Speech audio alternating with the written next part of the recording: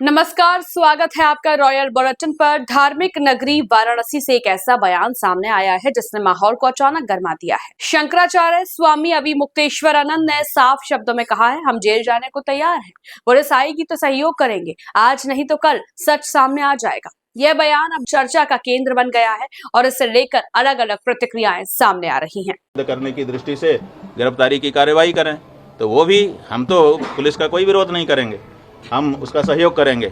वो जो करेंगे जनता तो सब देख रही है। देखिए 3 कोर्ट है हमारे लिए, एक निचली कोर्ट है, एक मिडिल कोर्ट है और एक सुप्रीम कोर्ट है। तो जो निचली कोर्ट है वो जनता है।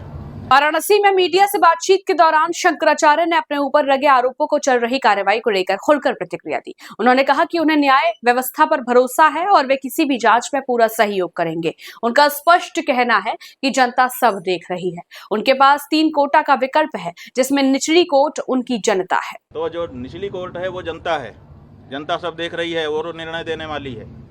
जो मिडिल कोर्ट है, हाई कोर्ट, वो हमारा हृदय है।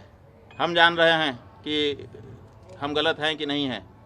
और तीसरे ईश्वर है, सुप्रीम कोर्ट, वो भी देख रहा है कि कौन गलत है कौन सही है। तो ऐसी परिस्थिति में तीनों कोर्ट से हमको क्लीन चिट है। हमारा अंतःकरण हमारे साथ है, स्पष्ट कह रहा है कि तुम निर्दोष हो। ईश्वर की तरफ से भी हमको वही सूचना है और जनता की ओर से भी। तो जो झूठ है वो अंत में निकल ही जाता है, पता चल ही जाता है कि ये सब बनावटी था। उगरे अंत न होई निभाऊ, हमने बता दिया। तो जो कहानी गढ़ी गई है वो आज नहीं तो कल, कल नहीं तो परसों झूठी सिद्ध हो जाएगी। महाराज जी, आपने कहा कि आपको यूपी पुलिस के जांच पर भरोसा नहीं है, किस एजेंसी के जांच पर आपको भरोसा है? बात यह है, प्रयागराज में लगातार धरने पे बैठे रहे, ये घटना कब हो गई जो बता रहे हैं कि दो बच्चों के साथ इस तरह की घटना हो? बात यह है कि हम तो आप लोगों के कैमरों की जद में थे। जो प्रयागराज का स्थान है उस प्रयागराज में चप्पे चप्पे पर सीसीटीवी लगा है। आप लोग निकलवाइए मेला अधिकारी के यहाँ से कि कितने रुपए का सीसीटीवी खरीदा गया है और वो कितनी जगह पर लगाया गया है और उसकी फुटेज कहाँ है। तो उन्होंने तो चप्पे चप्पे पर लगा रखा था कि कुछ भी घटना होगी हम उसको वार रूम से देख लेंगे। तो उनके यहाँ तो सब रिकॉर्ड होगा ना। हमारी बस तो हमारे शिविर के अंदर नहीं खड़ी थी, क्योंकि पुलिस ने जो हमारे साथ ज्यादती की उसके बाद से हम शिविर के अंदर प्रविष्ट ही नहीं हुए, बाहर ही खड़े रहे। तो सड़क पर ही हमारी बस भी थी और हम भी थे।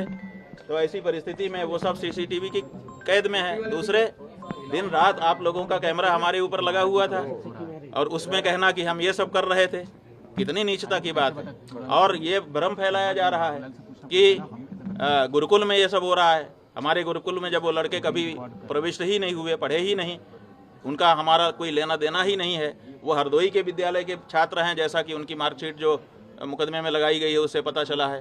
तो जब वो यहाँ पढ़ते नहीं हैं, लिखते नहीं हैं, आए नहीं हैं, गए नहीं हैं, यहाँ से कोई उनका लेना देना नहीं है, तो उनके साथ कैसे कोई कुछ कर सकता है। और तीसरी बात ये है कि ये कह करके भ्रम फैलाया जा रहा है कि सीडी है, सीडी है। वो सीडी किस चीज़ की है, वो उसको क्यों नहीं सार्वजनिक किया जाता है? कहा जाता है कि बच्चों के साथ अन्याय हो रहा था और बच्चे जो है वो निकल करके गए। हमको आकर के उन्होंने बताया, जैसा कि देखिए कोर्ट में क्या है हम नहीं बता रहे हैं, लेकिन जो सार्वजनिक रूप से आशुतोष ब्रह्मचारी ने कहा है उसके आधार पे हम आपको बता रहे हैं कि वो कह रहे हैं कि बच्चों ने आकर के हमको बताया कि हमारे साथ ये हो रहा है। और फिर सीडी भी लेके आए बच्चे। इसका मतलब बच्चे सीडी बना रहे थे।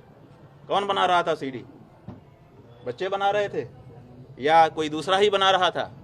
तो ये सब ऐसे सवाल हैं जिनका जवाब आने वाले दिनों में पूछा जाएगा और उनको जवाब देना पड़ेगा। महाराज जी, किस एजेंसी पर आपको भरोसा है? ये बात ये है बंधु, इसको समझिए और आपके माध्यम से जनता भी समझे कि सनातन धर्म को नष्ट करने के लिए कुछ लोग चोला पहन करके आ गए हैं। अपने आप को हिंदू हिंदू कह रहे हैं। उनका काम हिंदुओं का नहीं है, वो हिंदुओं के विरोध में काम कर रहे हैं, लेकिन अपने आप को हिंदू सिद्ध करके कर रहे हैं। जब विधर्मी चोट नहीं पहुंचा सके तो हिंदू चोला पहन करके हिंदू धर्म को नष्ट करने के लिए कुछ लोग आगे आए हैं और वो इस समय कारगर रूप से अपना काम कर रहे हैं।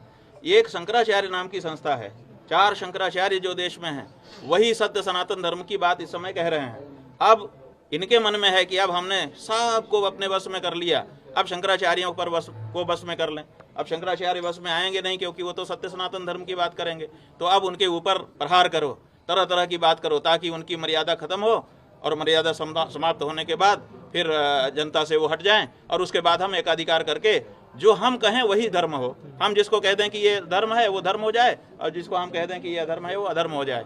तो ये जो प्रक्रिया चल रही है उसी के अंतर्गत जैसे हम गौ हत्या बंदी की मांग उठा रहे हैं। अब बहुत सारे महात्मा है जो कह रहे हैं कि हम सत्ता के साथ हैं। अरे भाई, सत्ता के साथ रहो, कौन मना करता है, लेकिन जो गौ हत्या को समर्थन देने वाली सत्ता है, जिस सत्ता के समय में गौ हत्या बढ़ रही है, जिस समय गायों की संख्या घट रही है, जिस समय बीफ का निर्यात बढ़ रहा है, उस समय तो उनसे सवाल पूछो तो वो नहीं पूछ पा रहे हैं। वो कहते हैं हम इनके साथ हैं, वो ठीक हैं, उनके लिए सारी सुविधा है। और जो शंकराचार्य कह दे कि गौ हत्या बंद हो, ये गलत हो रहा है, इसको ठीक करिए, उसके ऊपर इस तरह का लांछन और प्रहार किया जाए, ये हो रहा है। स्वामी जी एक छोटी सी ये हमारे अभिमुक्तेश्वरानंद के ऊपर प्रहार नहीं है, ये शंकराचार्य नाम की उस संस्था के ऊपर प्रहार है, जिस संस्था के द्वारा सनातन धर्म आज भी सुरक्षित है।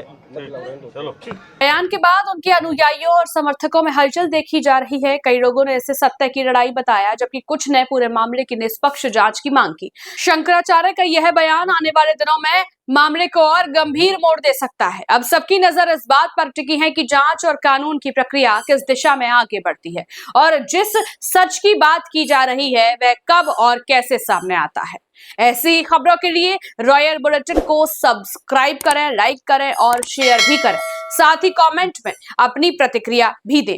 हर खबर सबसे पहले और सबसे सटीक पाने के लिए रॉयल बुलेटिन के फेसबुक, इंस्टाग्राम और ट्विटर पेज भी फॉलो करें। रॉयल बुलेटिन की वेबसाइट और व्हाट्सएप ग्रुप से भी जुड़ें और पाएं वो खबरें जो आपको कहीं और नहीं मिलेंगी।